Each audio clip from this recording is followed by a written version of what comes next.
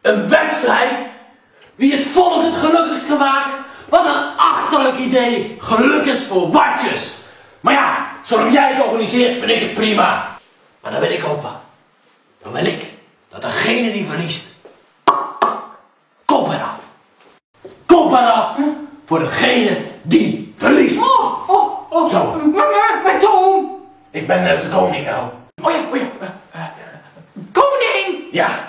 Ja, wat gebeurt er dan met die hoofden? Dat weet ik niet. Oh, ja. Eet iemand ze op of zo? Opeten? Ik? Ja, bijvoorbeeld. Nee, natuurlijk niet. Die gooien we weg.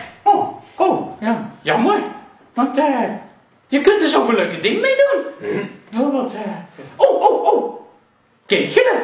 Kegelen? Ja, kegelen. 3 van die gaten zo en dan... Ja. En dan. Hey. 2.